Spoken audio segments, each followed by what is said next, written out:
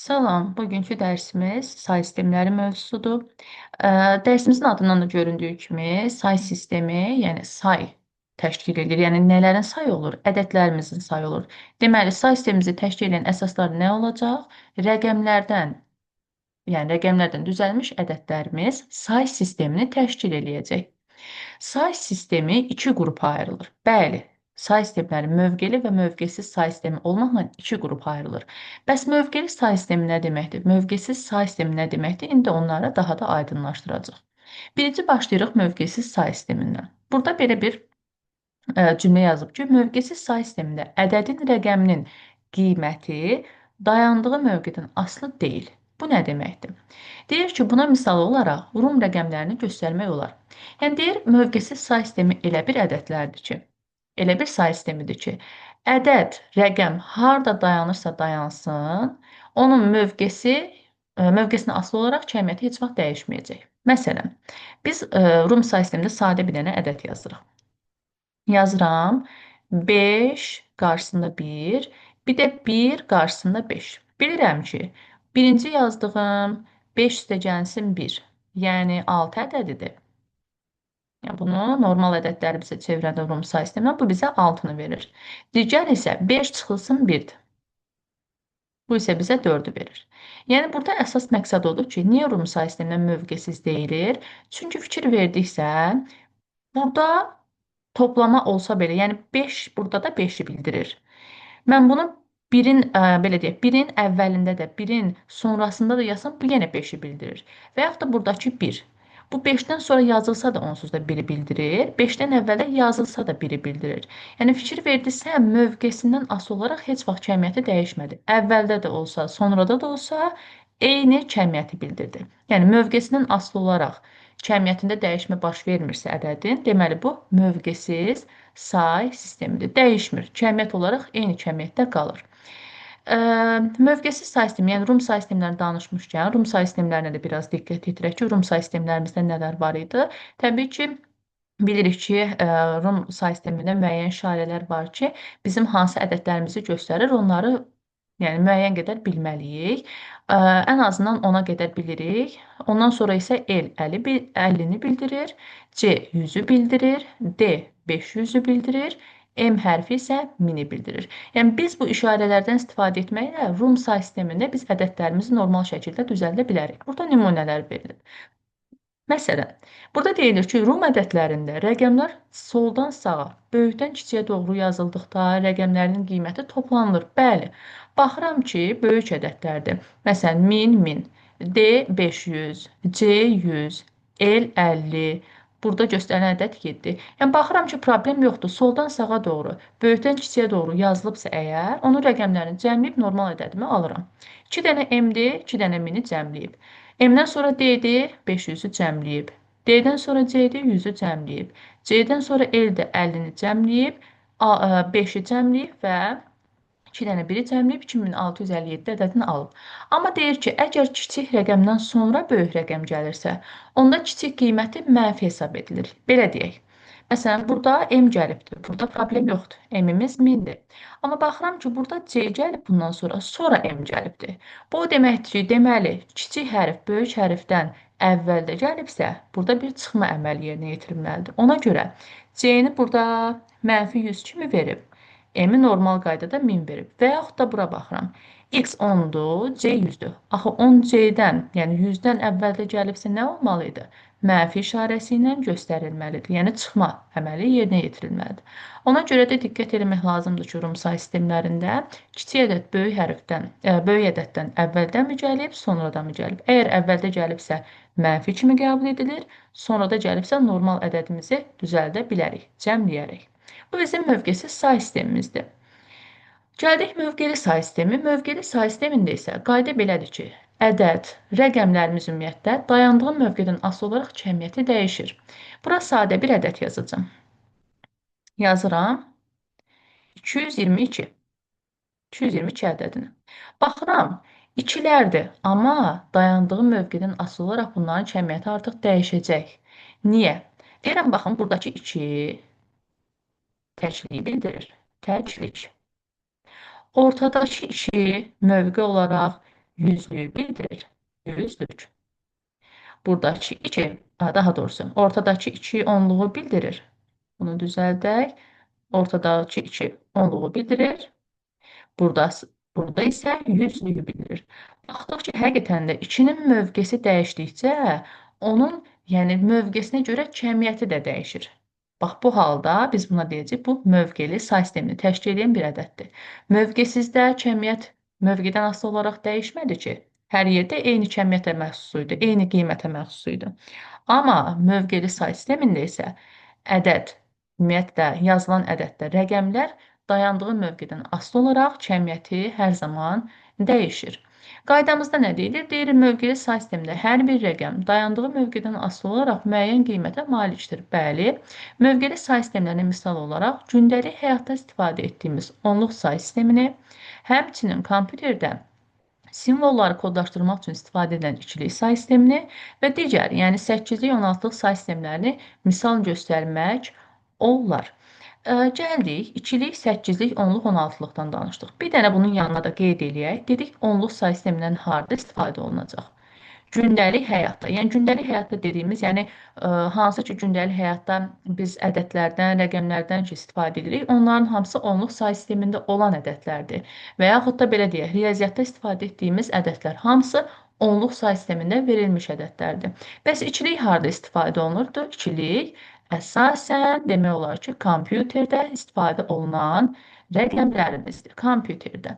Və bu ikilikdir, 8-likdir, 10-luqdur, 16-lıqdır. Bunların digər adda necə adlandırırıq bunları? İkilikdə keçmişdik ki, ikilik ədədləri binary adlandırırıq. 8-liyi oktal adlandıracaq, 10-luğu desimal, 16-lıq isə hexadesimal adlandıracaq. Bunu sadəcə ad olaraq yadımızda saxlayırıq. Keçdik. İkilik say sistemində fikir veririk ki, ikilik say sistemini təşkil edən ədədlər hansılardır? Biz bilirik ki, tək ikilik yox, bütün say sistemlərində, yəni ikilik, 8-lik, 10-luq, 16-lıq say sisteminin hər biri sıfırdan başlayaraq nömrələnir. Mən baxıram ki, hər biri sıfırdan başlayaraq təşkil edir, nömrələnibdir. Baxıram ki, amma 0, 1, 2-nin özü daxil deyil. Buradan belə bir nəticə çıxardırıq ki, say sistemini təşkil edən ədədlər onun əsasını təşkil edir. Bu nə deməkdir? Baxın, yuxarıda yazıb ki, mövqeli say sistemində hər hansı bir ədədi təsvir etmək üçün lazım olan müxtəlif simvolların sayı say sisteminin əsasını təşkil edir. Yəni, deyir ki, adına baxırıq. Neçəlik say sistemidir? İkilik say sistemi. Onda deməli, onun təşkil edən ədədlərin sayı nə qədər olacaq? 2 dənə. Və yaxud da keçirəm 8-lik say sisteminə. 8-lik say sisteminin əsası, yəni onu təşkil edən ədədlərin sayı nə qədərdir? 8 dənə. 8 dənədir. Amma baxıram ki, məsələn, 0-da başlayıb, 7-də bitib. Elə həqiqətən də 0-da başlayıb, 7-də bitməyi saysaq, 8 dənə rəqəmdən ibarət olur. Ona görə də 0-dan başlayır, heç vaxt özü daxil olmur. Məsələn, 10-luq deyiriksə, 0-dan 9 daxil eləyir 10 dənə ədəd. 16-lıq deyiriksə, 0-dan F daxil deyirik 16 dənə ədəd. Heç vaxt say sisteminin yəni özündə olan ədəd özünə daxil deyil. Məsələn, necə? İkilik say sistemində necə ki, 2-nin özü daxil deyil. 8-lik say sistemində 8-in özü daxil deyil. 10-luqda onun özü daxil deyil. Yəni, buna səbəb nədir? Çünki 0-dan başlayır, 7-də bitir, 0-dan başlayır, 1-də bitir, 0-dan başlayır, 9-da bitir və s. Buna görə də yəni onu aşmamalıdır. Yəni, bir də təkrar edirik. Say sisteminin əsası onu təşkil edən ədədlərin sayıdır. Baxaq, neçə dənə simvol var? 0, 1. Deməli, say sistemin əsası neçədir? 2. Bir simvolu nə qədər yer tutur? Yazıb 1 bit. Biz bunu keçən dərsimizdə öyrənmişdik. Belə bir düstur yazılmışdı. Böyük M bərabərdir 2 üstü I düsturu. Bu nə deməkdir? Əsası neçədir? 2-dir. 2 üstü neçəyə bərabərdir? 2 üstü 1-ə bərabərdir. Bizim i'miz əslində 2-nin üstündəki 1-dir burada. İ'miz də nəyi təşkil edirdi? Hər bir, belə deyək də, əlifbada hər bir simvolun tutduğu bit sayını bildirir. İndi mənə desə ki, say sistem əsası 2-dir, mən deyəcəm ki, bir simvolun tutduğu yer 1 bitdir.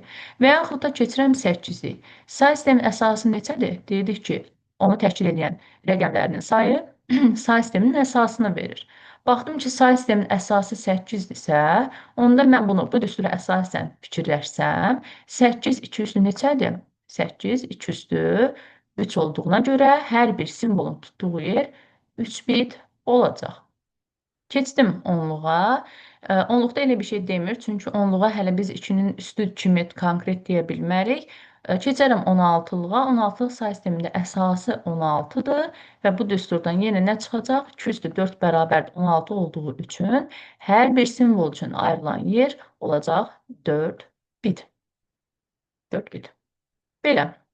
Bu bizim hələ ki nəzər yetirdiyimiz say sistemlərimizdir. Qaydada nə deyilir? Əsası n olan say sisteminin ən böyük rəqəmi n çıxılsın 1, ən kiçik simvolu isə 0-dır. Bəli, məsələn deyirik ki, əsası n-i yerinə yazıram ki, 8 olan say sisteminin ən böyük rəqəmi neçədir? 8 bir çıxılsın 1, yəni 7. Ən kiçik simvol neçədir? 0-dır. Yəni, bunu bayaq da qeyd elədik ki, ümumiyyətlə bütün say sistemlərində ən kiçik simvol 0-dır. Onun, məsələn, əsası, tutaq ki, deyək ki, 9-luq say sistemi. Əsası 9 olan say sisteminin ən böyük rəqəmi neçə olacaq? 8. Heç vaxt özü daxil olmur.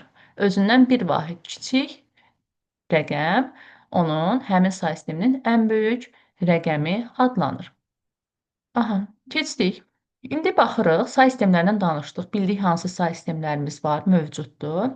Say sistemlərimizin mövcudluğunu biləndən sonra artıq say sistemləri arasındakı keçidlərə baxa bilərik. Say sistemləri arasındakı keçid nədir? Baxaq. Məsələn, mən deyirəm ki, onluq say sistemində hər hansı bir ədəd verilib. Onluq say sistemindəki ədədi, buradan baxaq. Deməli, onluq say sistemindəki hər hansı bir ədədi 2-liyə, 8-liyə, 16-lığa keçirmək mümkündür. Və yaxud da 2-likdə, 16-lıqda, 8-likdə olan hər hansı bir ədədi 10-luğa keçirtmək mümkündür. 2-likdə olan ədədi 8-liyə, 16-lığa keçirtmək mümkündür. 8-likdə, 16-lıqda olanı 2-liyə keçirmək mümkündür. Yəni, bir sözlə, say sistemlərində bir-birinə keçidlər mümkündür. Birinci nəyə baxaq? Deyir ki, istənilən say sistemindən onluq say sisteminə keçid. İstənilən say sistemindən deyirsə, deməli bütün say sistemlərindən onluq say sisteminə keçid eyni şəkildədir.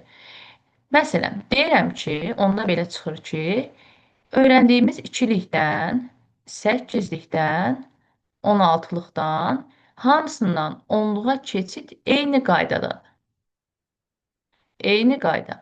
Bir də yadımıza düşmüşkən 16-lıqdan bir dənə şeyi nəzərinizə çatdırım. 16-lıq say sistemində belə bir şey var. Baxdıq ki, 8-i təşkil edən ədədləri tapdım. 10-luğu təşkil edən ədədləri tapdım. 16-lığı təşkil edən ədədlər eyni qaydada 0-dan 9-a qədər mövcuddur. 9-dan sonra başlayaraq məsələn 10-u, 11-i, 12-ni, 13-ü, 14-ü və 15-i göstərmək üçün artıq hərflərdən istifadə olunur. A hərfi 10-u, B hərfi 11-i, C hərfi 12-ni, D hərfi 13-ü, Y hərfi 14-ü və F hərfi 15-i bildirir. Yəni, bu artıq say sisteminin belə bir qaydasıdır. Yəni, 9 daxil olmaqla rəqəmlərdən təşkil olunur. 9-dan sonra 10-dan başlayaraq 15 daxil hərflərlə işarə olunur.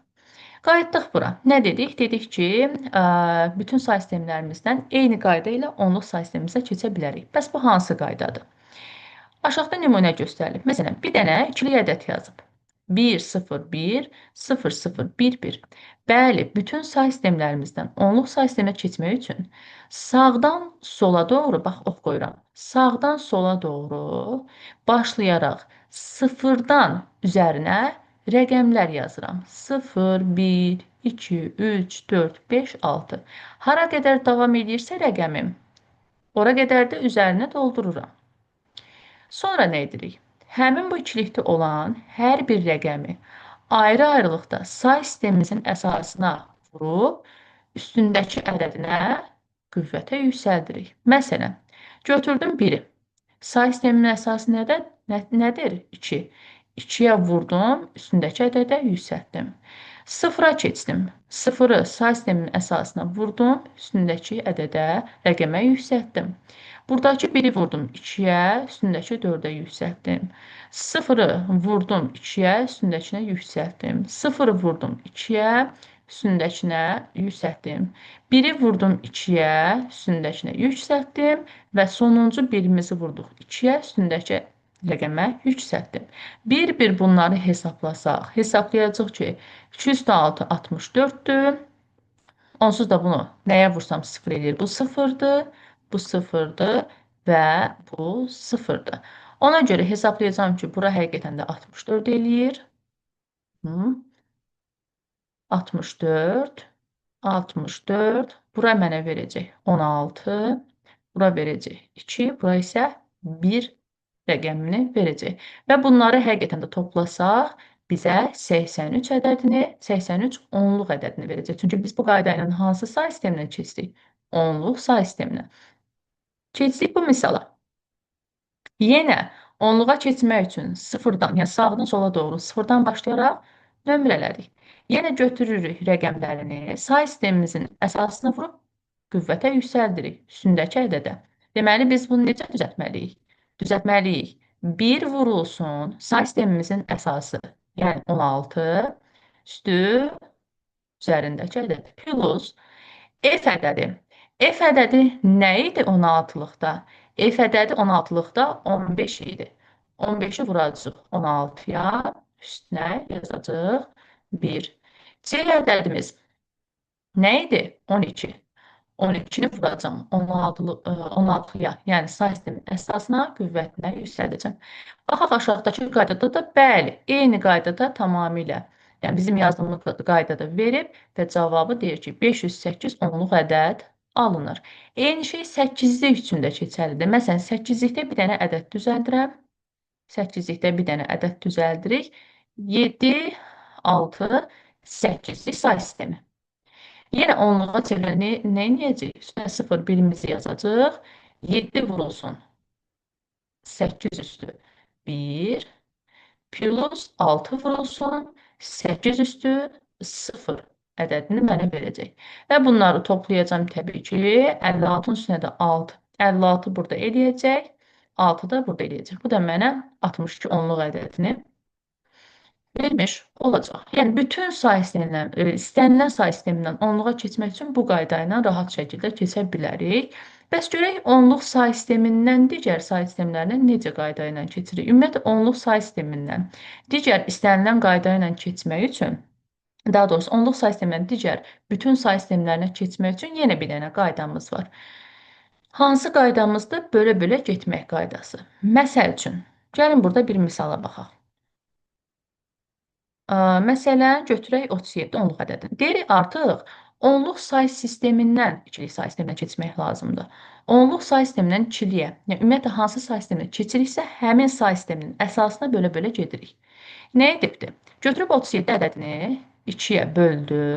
Düşdü tam hissəm 18. 18-i vurdum 2-yə, qalığım neçə qaldı? 1. İndi götürüb 18-i 2-yə bölürük. Düşür tam hissəm 9. Çıxıram 18-dən 18-i düşür. Adi, yəni riyaziyyatdakı bölmə qaydamız. Çubuqlu bölmə. 9-u bölürəm 2-yə, tam hissəm 4. 8-dən çıxıram, qalıqda qalır 1. Sonra 4-ü 2-yə bölürəm.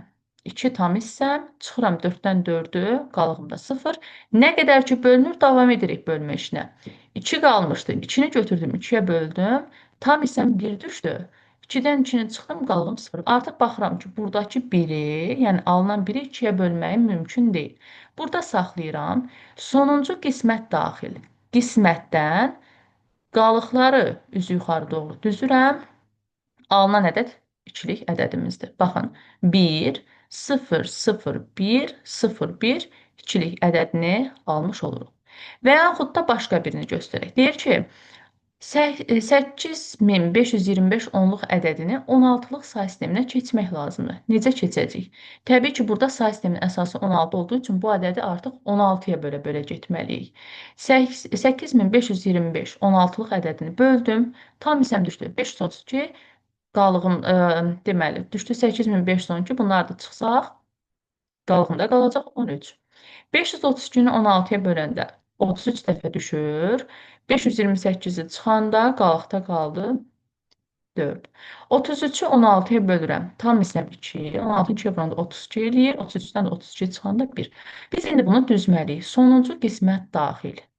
Qisməti götürdüm, bir də qalıqlar düzürəm. Qalığımda 1 qalıb, 4 qalıb, bir də bütöv 13 qalıbdır. Mən bunu götürüb 1, 3 kimi yaza bilmərəm. Çünki bilirəm ki, 9-dan sonrası hərflərin düzülüşüdür. Mən 13-ü yazmaq üçün A 10 idi, B 11 idi, C 12 idi, D isə olacaq 13. Yəni 13-ü götürüb açıq şəkildə yox, bu şəkildə yazmalıyım. Bəli, aşağıda da yəni öz həlli qaydası ilə göstərilib ki, 2, 1, 4, D 16-lıq ədəd. Yəni onluq say sistemindən istənilən say sisteminə keçmək üçün diqqət yetirməliyik ki, hansı say sisteminə keçirik.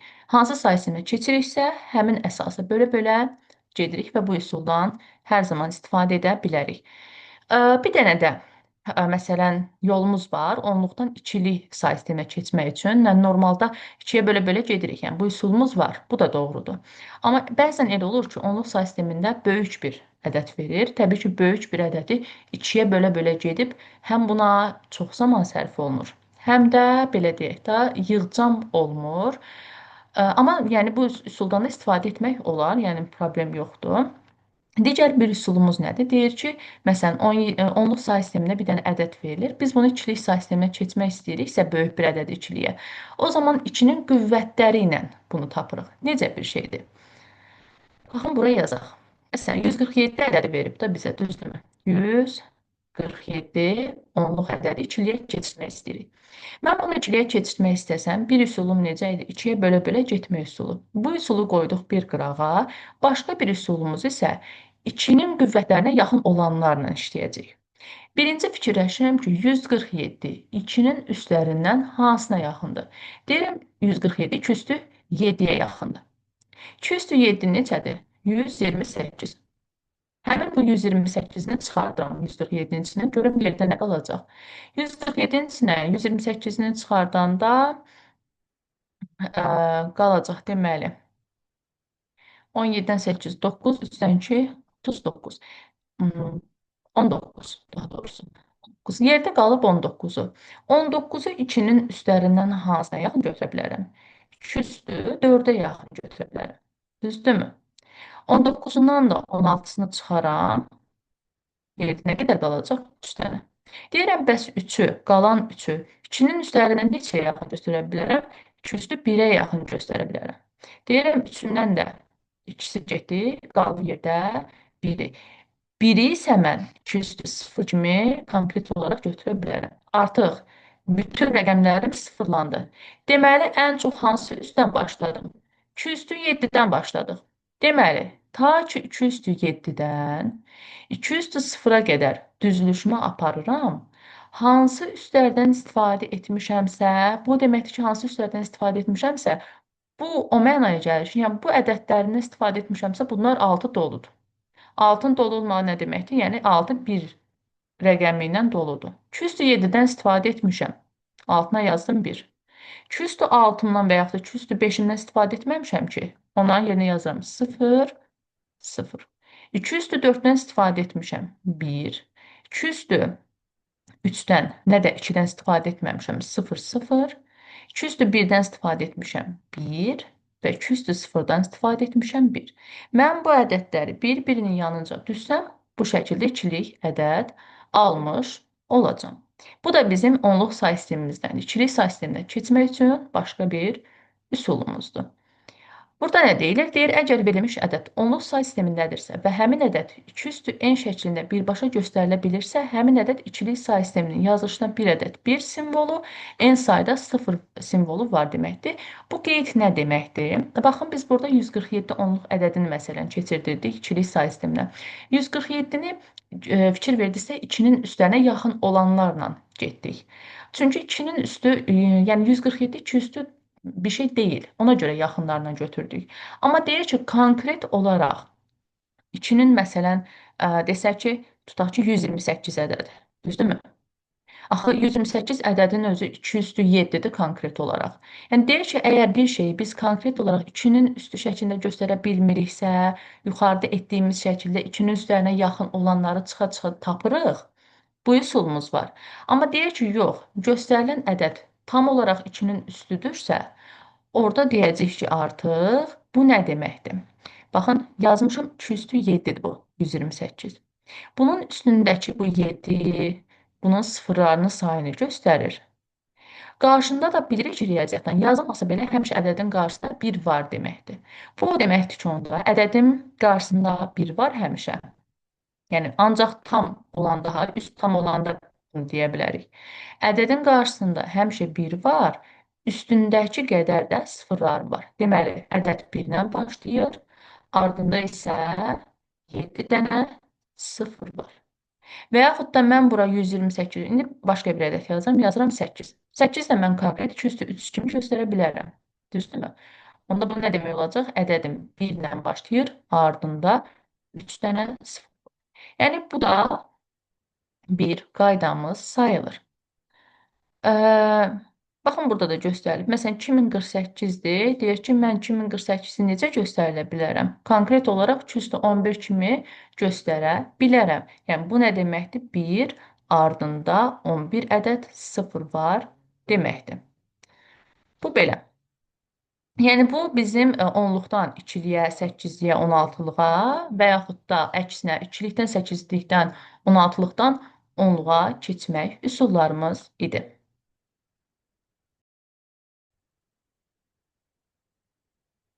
Aha, gəldik. Artıq 2-likdən 8-liyə, 2-likdən 16-lığa və əksinə 16-lıqdan 2-liyə, 8-likdən 2-lik qaydalarımıza baxaq. Birinci başlayaq. 2-lik say sistemimizdən 8-lik say sisteminə keçidə. 8-liyə keçid. Biz ilk növbədə bilməliyik ki, bayaq da dərsimizdə qeyd etdik əslində onu.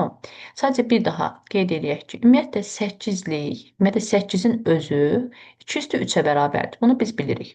Və biz bunu hansı düstura əsasən çıxardırdıq ki, bir simvol üçün nə qədər yer ayrılır? 2 üstü i düsturundan çıxarış edirdik.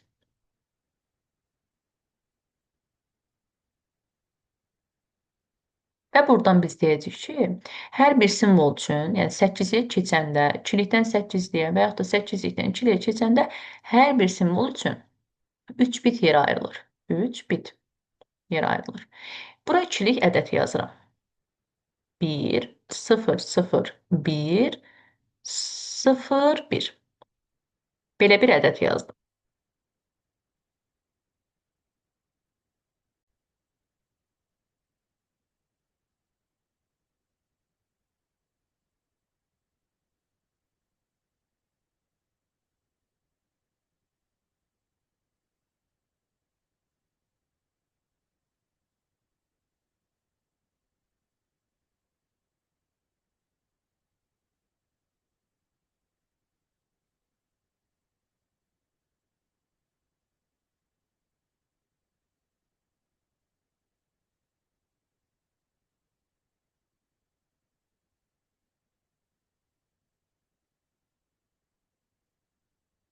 Deməli, ayırdıq, 3 bit, 3 bit ayırdıq və qaydamızı üzərinə yazdıq 4-2-1 qaydamızı və hansıların altı, qaydalarımızdan hansıların altı 1 ilə doludursa, sırf o rəqəmləri nəzərə alacaq. Deyirəm ki, bu qaydada 4-2-1 qaydasında 4-ün altı doludur. Deməli, elə buradakı ədəd 4 ədədi imiş. Burada baxıram ki, 4-lə 1-in altı 1 ilə doludur. Deməli, 4 ilə 1 cəmi neçə edir? 5. Deməli, ikilik sayısına verilmiş həmin bu ədədimiz 8-liyə çevirəndə 4, 5, 8-li ədədinə bərabər imiş.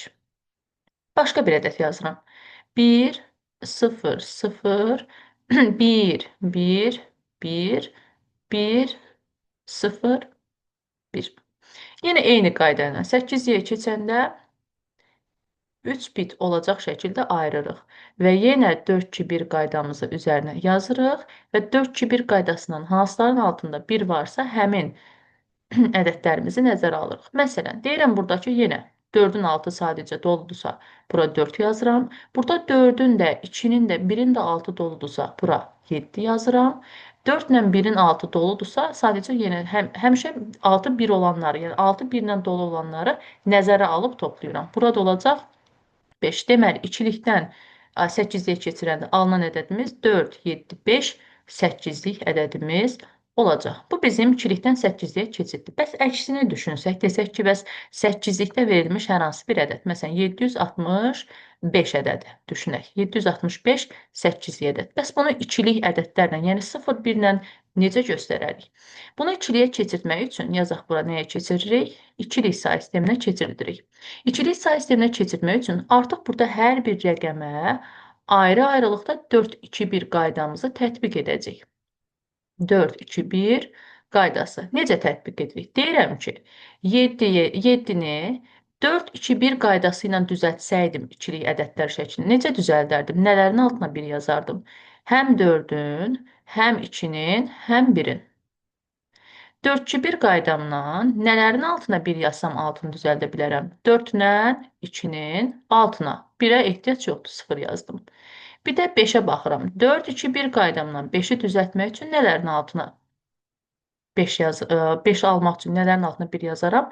4-ün və 1-in altına. 2-nin altına isə 0. Yəni, bu ədədimi düzəltsəm necə olacaq? 1, 1, 1, 1, 1, 0, 1, 1, 0, 1. İkiliyə də təbii ki, bunları yanaşı yazacaq. Bu da bizim 8-likdən ikiliyə keçmə qaydamız.